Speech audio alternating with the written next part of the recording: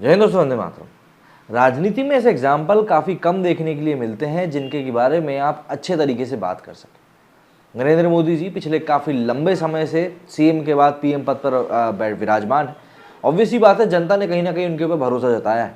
लेकिन क्या इसके अलावा आपको कोई ऐसे नेता का नाम ध्यान आता है जो कि इतने लंबे समय तक के लिए अपनी कुर्सी पर बैठा रहा हो, जिसको कि जनता का भरोसा इतनी आसानी से मिल रहा हो? आसानी से तो कहना शायद गलत होगा, लेकिन अपने प्रयासों के कारण उसको जनता का प्यार मिल रहा हो।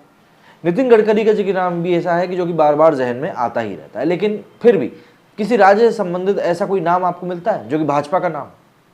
अगर मैं आपको एक एग्जाम्पल बताऊं तो पिछले साल की बात है, हमारे देश के एक राज्य में तूफान आने वाला था, जिसको कि लेकर प्रधानमंत्री मोदी वहां पहुंचे। उन्होंने वहां के सीएम से बातचीत करी। उन्होंने सीएम से बातचीत करी और कहा कि भाई आपके यहाँ ऐसे ऐसी आपदा आने वाली है, उसके लिए केंद्र सरकार की तरफ से हम आपको इतना पैसा दे सकते हैं। आप जानते हैं फिर क्या हुआ? उस राज्य के मुख्यमंत्री ने वो पैसा लेने से मना कर दिया, किसी नाराजगी में नहीं बल्कि एक नैतिक व्यवहार में। उन्होंने कहा कि बहुत अच्छी बात है, हम आपकी मदद के लिए शुक्रगुजार हैं और अगर हमें ज़रूरत होगी तो हम आपसे पैसा मांग लेंगे, लेकिन फिलहाल हमें ये पैसा नहीं चाहिए। ये एक बात हो गई। आगे बढ़ते हैं। भारतीय हॉकी।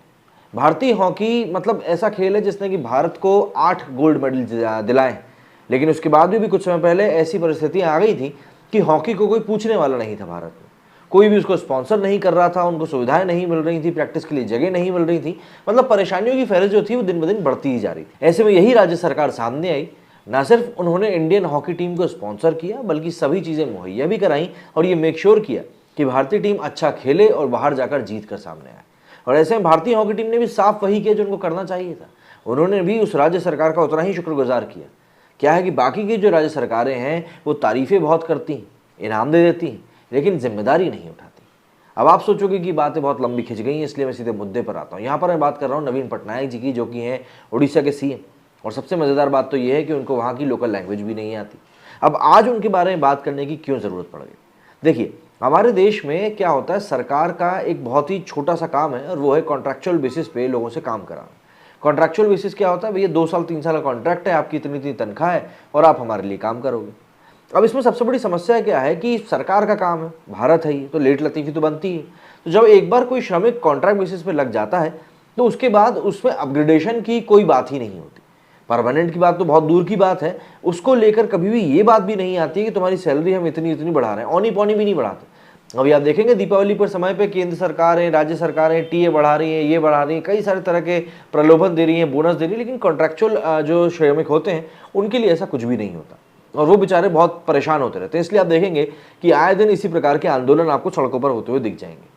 लेकिन यहाँ पर नवीन पटनायक जी ने एक बहुत अच्छा एग्जाम्पल सेट किया है और उन्होंने कॉन्ट्रैक्चुअल बेसिस की जो जॉब्स हैं उनको ख़त्म ही कर दी है। इससे उनके ऊपर सारा मतलब अतिरिक्त 1300 करोड़ का बोझ जरूर पड़ने वाला है, लेकिन उसके बावजूद उन्होंने इस चीज़ को अपनाया है। ओडिशा के मुख्यमंत्री नवीन पटनायक ने दिवाली से पहले राज्य के संविदा कर्मचारियों को गिफ्ट दिया है। सीएम ने घोषणा करी है कि राज्य सरकार की नौकरियों में कॉन्ट्रैक्ट भर्ती को खत्म करके 57,000 संविदा कर्मचारियों को नियमित किया जाएगा। मुख्यमंत्री के 76वें जन्मदिन की पूर्व संध्या पर हुई कैबिनेट बैठक में यह निर्णय लिया गया। इसके तहत राज्य सरकार प्रतिवर्ष अतिरिक्त 1300 करोड़ रुपए खर्च करेगी। पटनायक ने एक वीडियो संदेश में कहा कि इसके बारे में अधिसूचना रविवार को जारी की जाएगी। यह आदेश तत्काल प्रभाव से लागू किया जाता है।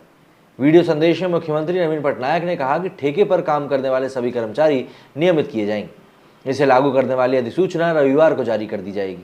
उन्होंने आगे कहा कि आज मुझे ये ऐलान करते समय बहुत खुशी हो रही है कि राज्य कैबिनेट ने ठेके पर भर्ती करने की जो व्यवस्था स्थायी तौर पर खत्म करने का फैसला ले लिया है।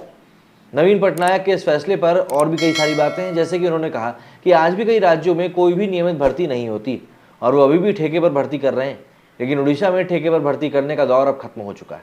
उन्होंने कहा कि मैं इस पल का इंतजार कर रहा था। अधिसूचना जारी होने पर 57,000 से ज़्यादा अधिक कर्मचारी लाभान्वित होंगे।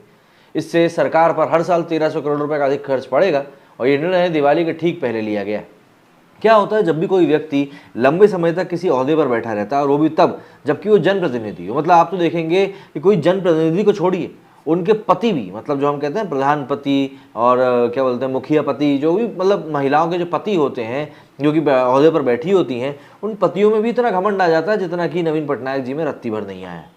22 साल सीएम होना कोई छोटी बात नहीं होती और उसके बाद उनके पहनावे में, उनके बोलचाल में, हर चीज़ में उसी बात की झलक भी दिखाई देती। इस तरह के और भी कदम हमारे देश में उठाए जाने की बहुत ज़्यादा ज़रूरत है, क्योंकि जिस प्रकार की हम लोग अलग अलग इंडेक्स देखते हैं, अगर उन इंडेक्स में हमको ऊपर उठना है तो ऑब्वियस सी बात है इसी प्रकार के डिसीजन की ज़रूरत है। और फिर जो हम बोलते हैं अतिरिक्त बोझ, तो भाई कहीं ना कहीं सरकार यदि लोगों को कमाने के लायक बनाएगी तो उनसे टैक्स भी वही ले सकती।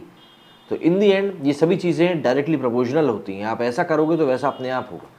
तो भाई मेरी इस वीडियो में फिलहाल इतना ही।